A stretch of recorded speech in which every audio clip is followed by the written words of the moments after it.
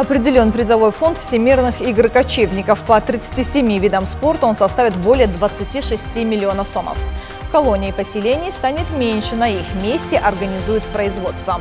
И сегодня состоится самое долгое полное лунное затмение за 100 лет. Могут его наблюдать и кыргызстанцы. Об этих и других событиях прямо сейчас в студии Джибек Капарбекова. Здравствуйте! Определен призовой фонд всемирных игр кочевников. Общий призовой фонд по 37 видам спорта составит 26 миллионов 615 тысяч сомов, сообщили в секретариате.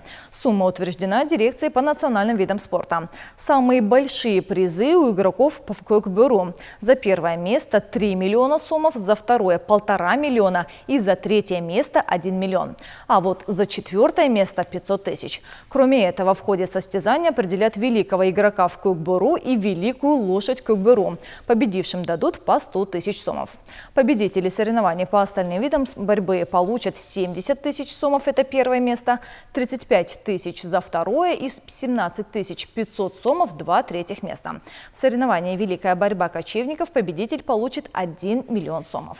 Отмечу, что свое участие в играх подтвердили спортсмены 44 стран. Всего будет разыграно 594 медали, из них 174 золотые, 173 серебряные и 247 бронзовых. Автодорога, ведущая в ущелье Кырчин, на 90% готова к третьим всемирным играм кочевников. Как сообщили в Минтрансе, ее сдадут в эксплуатацию к 1 августа. Сейчас ведутся работы по устройству гравийного покрытия на автодороге Семеновка, Аксу, Григорьевка, Кол и Кашхасу. Протяженность трассы составляет 34 километра. Колоний поселений станет меньше, на их месте организуют производство. Премьер-министр Мухаммедкалай Абулгазиев подписал соответствующее постановление. Согласно документу ликвидируются 3 колонии поселения. Номер 35 в городе Бишкеке, номер 37 в Сокулукском и 48 в Аламедунском районах Чуйской области.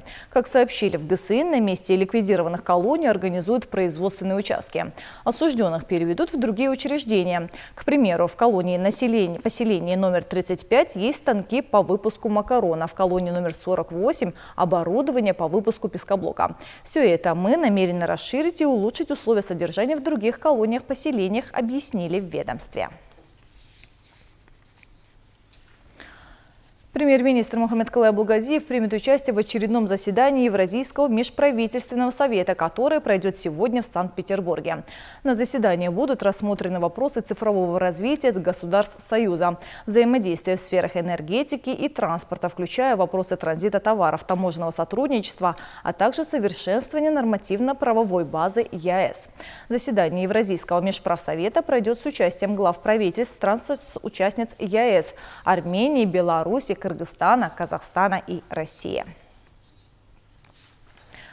В столице увеличивается количество пострадавших от кишечных инфекций. Только за минувшие сутки за помощью к медикам обратились около 300 пациентов. Из них были госпитализированы 97 человек, и большинство из них – дети.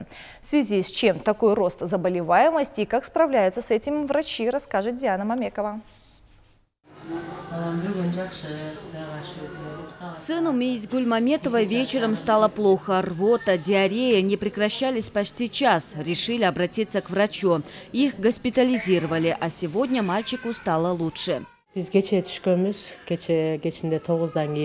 Сами не знаем, из-за чего это произошло. Одни говорят, что сейчас арбузы плохие, другие, что по бассейнам лучше не ходить. А мы ели и арбуз, и в бассейн ходили.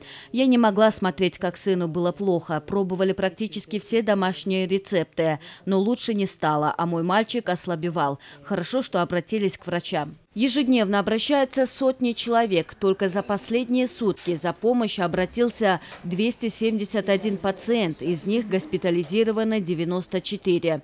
И почти 90% из них – дети. Летнее время, конечно, это наш сезон кишечных инфекций. Это сама природа, что здесь жарко, что создает условия подъема этому заболеванию, потому что есть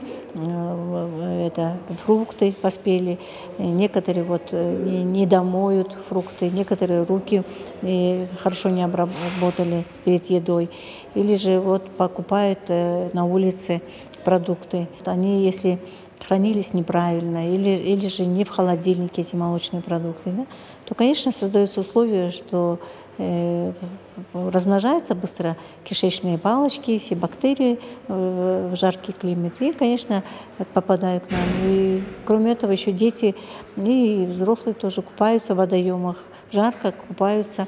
Некоторые проглатывают эту воду и тоже попадают. На сегодня из госпитализированных 3 пациента находятся в реанимации.